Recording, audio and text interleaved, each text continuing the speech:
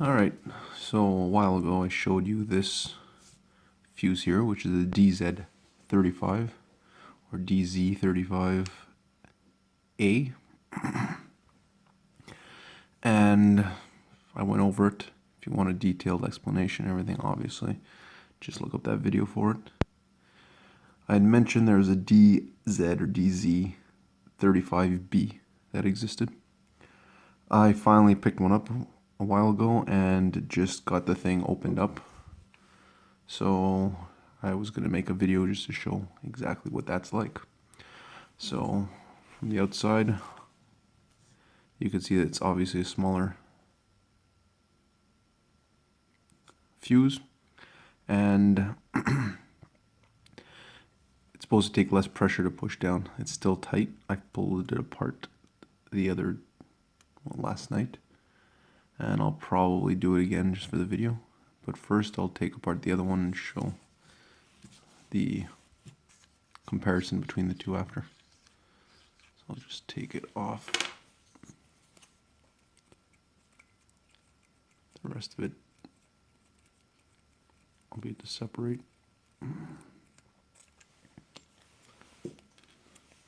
Alright, so let's just remove the bottom of it, and we should be able to push the whole thing out. None of this is important to our video.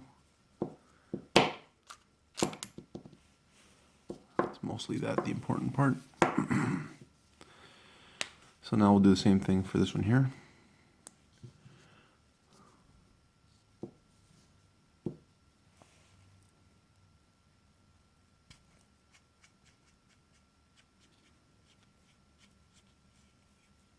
As you see, they come apart pretty much the same way, and they work pretty much the same way, just on the inside there's a few differences. So first I'll take this safety off because I know I'll end up making a mistake. Try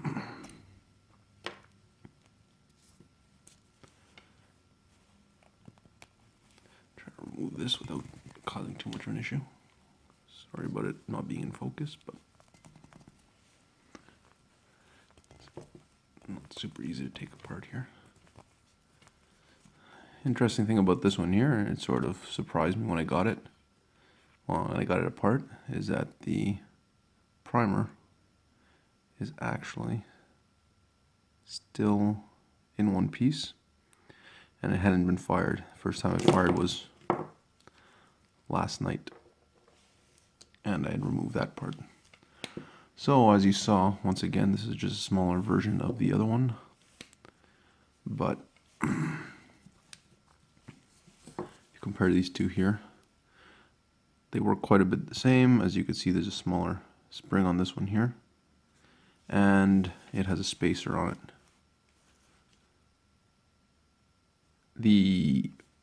And that is basically the main differences between the two of them. It's a little oily because it spent a long time sitting in oil trying to get it open. So yes, you got the spacer here. They both basically, once it's closed, squeeze down on the spring. Don't know why that is. Don't know if it helps. But the only other difference on this is that you end up with,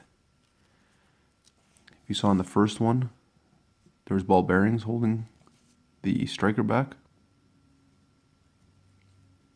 On this one here, it's just two little pins, and I'll take it apart to do that. I'm going to have to fire it on something that is not going to make a dent on my table. So just look back at the other one for the other part. Actually, I'm just going to pull on it. It's probably going to cause fancy noise, but it'll make my life a little bit easier. So if you pull apart, it will fire the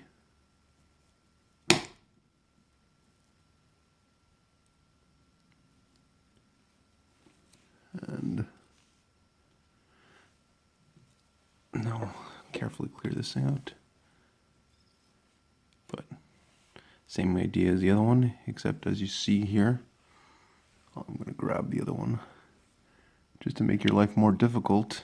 That's the size of the pins. Instead of ball bearings, you got a pair of pins here.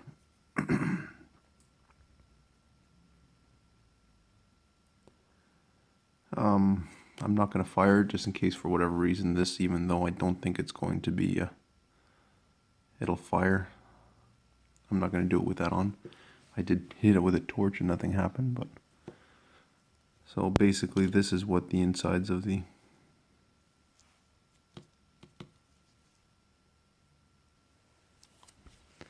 DZ.35B look like. As I said, they're very small, the pieces. I lost it last night for a little bit. Luckily I found it again. But those are the pins. And when you don't have the spring in place, basically you're just looking at this collar here holding back or holding the two pins in. And when you push it against the spring, it releases on this side here. The pins are able to release on the outside, and that striker is released and hits the primer. As I said, works exactly the same way as this one here does,